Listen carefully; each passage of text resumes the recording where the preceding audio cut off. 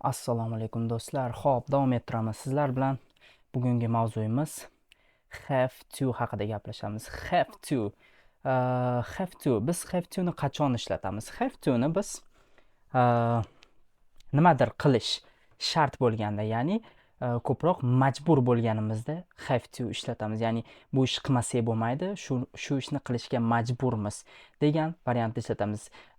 Oldin aytib o'tganimdek, have to ni have ga aloqasi yo'q, ya'ni bor bo'lmoq fe'liga aloqasi yo'q. Have to bu alohida mavzu, ya'ni bu degani majbur bo'lmoq, nimadir qilishga majbur bo'lmoq. Misol ko'radigan bo'lsak, this is my medicine. Bu mani dorim. I have to take it 3 times a day. Ma uni, ya'ni take degani bizda qabul qilish bor. Men shu dorini kuniga 3 marta qabul qilishim kerak.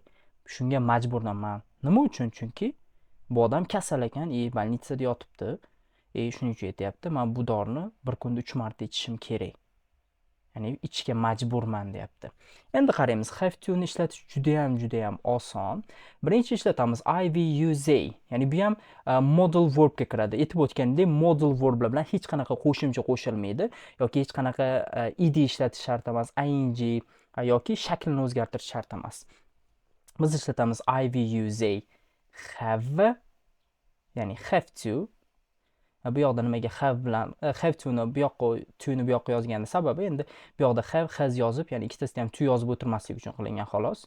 Bunga chalg'maymiz. IVUZ have to bo'ldi. Agar he, she, it, ya'ni uchinchi shaxs bo'ladigan bo'lsa, has to bo'ladi. Lekin hech qanaqa qo'shimcha qo'shilmaydi ko'rganingizda, yoki fe'lni hech qanaqa boshqa shakli ishlatilmayapti. Shunchaki ishlatilyapti verb number 1 ishlatilyapti, ya'ni fe'lni birinchi shakli. Misol uchun, I have to work, man ishlashim kerak.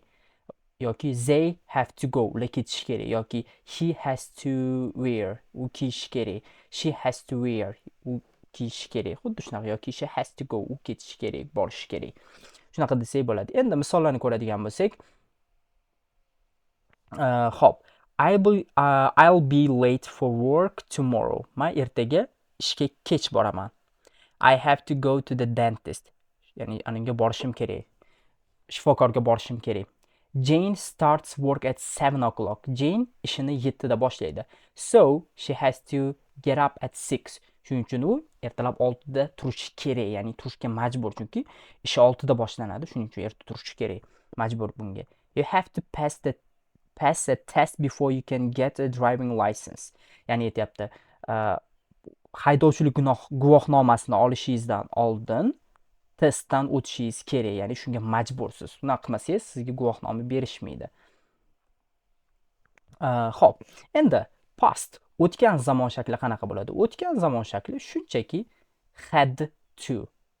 Ya'ni o'tgan zamonda majbur bo'lgan, nimadir qilishga o'tgan zamonda majbur bo'lgan. Bu hozirgi zamonda, ya'ni hozir majbur bo'lsa, endi bu o'tgan zamonda nimadirga majbur bo'lgan. Misol uchun, I was late for work yesterday. Men kecha ishga kech qoldim.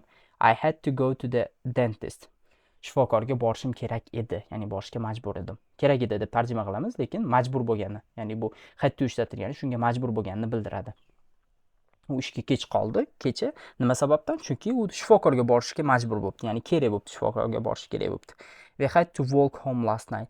Kecha uyga piyoda yurishga majbur bo'ldik. There were no buses. Avtobuslar yo'q edi. Endi and questions and negatives. Endi so'roq va inkor shaklida bizga have to yoki has to dan foydalanish uchun bizga auxiliary verb kerak bo'ladi, ya'ni do, does kerak bo'ladi. Do, does hozirgi zamonda, did o'tgan zamonda, ya'ni had to uchun did ishlatamiz. Endi hozir buni ko'rib chiqamiz birma-bir. Hozir birinchi bo'lib present, ya'ni hozirgi zamon shaklini ko'ramiz. Agar so'roq shaklini yasamoqchi bo'lsanglar, shunchaki do ishlatamiz IVUZ uchun, have to, does ishlatamiz he, she, it uchun va yana has to ishlatmaymiz, esimizdan chiqarmaymiz. Have to ishlatamiz. Nima uchun? Menimcha buni allaqachon tushunib bo'ldinglar. Sababi biz bu yoqda does ishlatamiz, ya'ni does da s bo'lgani uchun bu yoqda have to bo'ladi. Endi agar negativ shaklida IVUZ don't, he, she, it albatta doesn't bo'ladi.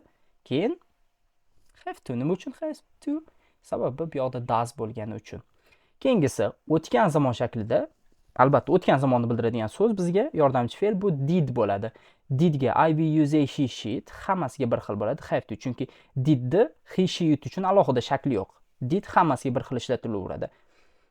Keyingisi, agar negativ shaklni yasamoqchi bo'lsanglar, I will use a she sheet, albatta shunchaki not qo'shib qo'yamiz. Bu yoqda qisqartirilgan shakli. Chunki hech kim did not have to deb ishlatmaydi. Didn't have to.